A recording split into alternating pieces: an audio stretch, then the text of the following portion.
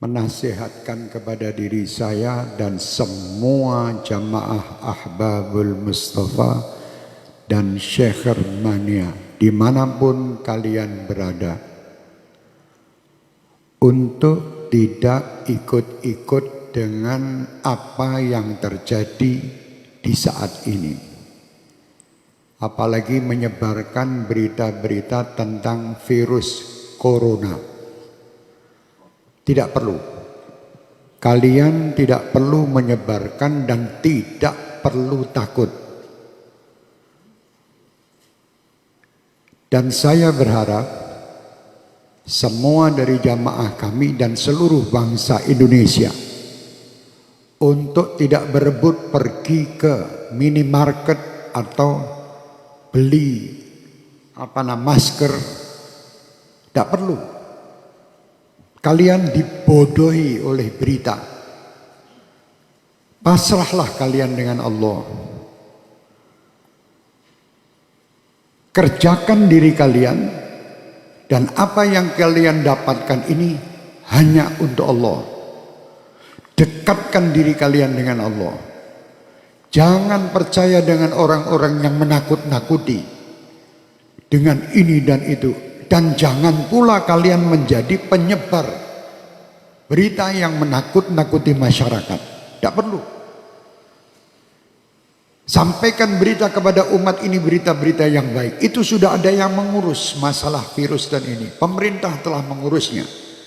Sudah, kita tidak usah ikut-ikut menebarkan berita, apalagi berita yang hoax, yang bohong.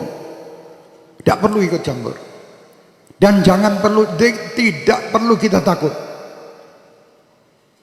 Saya amanatkan untuk semua jamaah saya, Ahbabul Mustafa dan Syekh Mania terutama, dan siapapun yang ingin mengikutinya, bacalah setiap hari sebagai penangkal virus-virus ini Ratibul Haddad.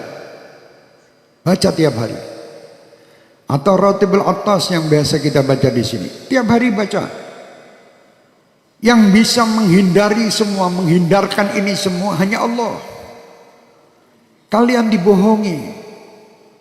Suruh beli masker, suruh beli jahe merah. Indonesia jahe entek. Masker habis, harga masker 1 dus 2 juta. Ini orang gila. Jangan takut, takutlah sama Allah. Kenapa kalian takut dengan corona? Tidak pernah memikirkan takut kepada Allah Subhanahu wa ta'ala. Orang yang takut sama Allah Subhanahu wa ta'ala, dia akan diberi kebahagiaan, 2 kebahagiaan. Kebahagiaan dunia dan kebahagiaan akhirat. Dan disingkirkan, ya amanal khaifin aminna mimma nakhaf. Ya amanal khaifin sallimna mimma nakhaf. Ya amanal khaifin najina mimma nakhaf. Minta tiap malam. Sudah minta dan dekat sama Allah masih takut. Kenapa kita takut?